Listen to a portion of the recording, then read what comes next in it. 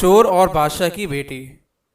کسی زمانے میں ایک چور تھا۔ وہ ایک بادشاہ کے محل میں چوری کرنے کے ارادے سے گیا۔ رات کا وقت تھا اور محل کے ایک کمرے سے بادشاہ اور اس کی بیوی کی گفتگو کی آواز آ رہی تھی۔ وہ کھڑے ہو کر سننے لگا۔ اگرچہ ایسا سننا غلط ہے، ناجائز ہے، چوری ہے، لیکن چور تو چوری ہی کرنے آیا تھا، تو اسے سننے میں کیا چیز مانے ہوتی؟ آخر وہ چور ہی تو تھا۔ اس چور نے سنا کہ بادشاہ اپنی بیوی سے کہہ رہا ہے کہ میں اپنی بیٹی کی شادی ایسے آدمی سے کروں گا جو نہایت متقی پرہیزگار ہو، بہت اللہ والا ہو۔ جب چور یہ بات سن رہا تھا تو اس کے دل میں خیال آیا کہ کیوں نہ میں کچھ ایسا بن کر دکھاؤں کہ بادشاہ میرے ہی ساتھ شہزادی کی شادی کر دے۔ دل میں ایک ہرس پیدا ہو گئی۔ اب وہ چوری کرنا تو بھول گیا، لیکن دھوکہ دینے پر اتر آیا اور گھر جا کر بہت دیر تک سوچنے لگا کہ کس طرح میں اس بات میں کامیاب ہو سکتا ہوں۔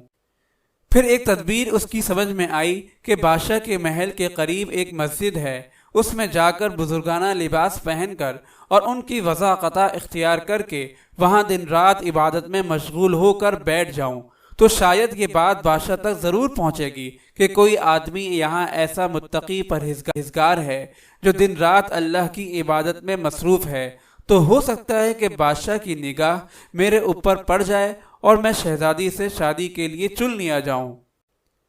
یہ اس چور کا ایک نہایت حقیر اور ذلیل دنیاوی مقصد تھا جس کے لیے اس نے یہ ارادہ کیا۔ پھر اس نے اپنے پروگرام کے مطابق بزرگانہ لباس و پوشاک وضاقتہ اختیار کر کے اس مسجد میں جا کر نمازوں پر نمازیں، ذکر و تلاوت، مراقبہ سب شروع کر لیا۔ دن گزرتے رہے اور لوگوں میں شہرت ہوتی گئی کہ کوئی اللہ کے بہت بڑے ولی یہاں آ گئے ہیں جو دن رات عبادت کرتے ہیں۔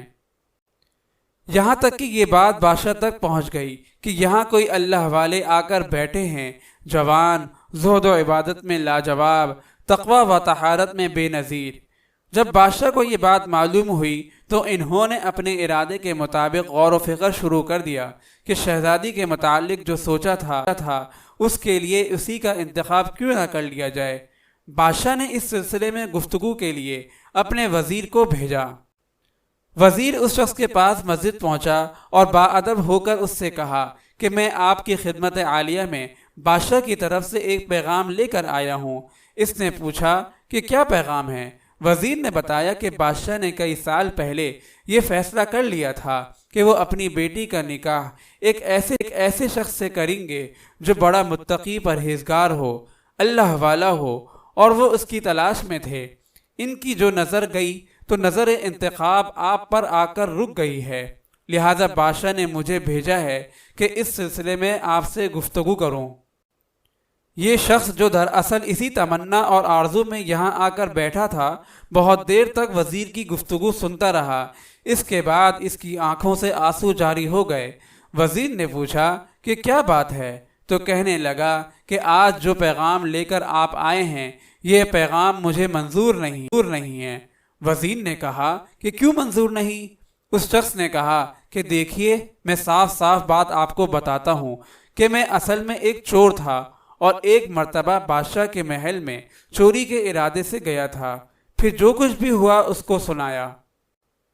اور اس کے بعد اس چور نے کہا کہ میں نے تو یہ وضاقتہ اسی حرص کی وجہ سے اختیار کی تھی، لیکن میں یہاں آ کر بیٹھا تو میرے خدا نے مجھے اپنا بنا لیا۔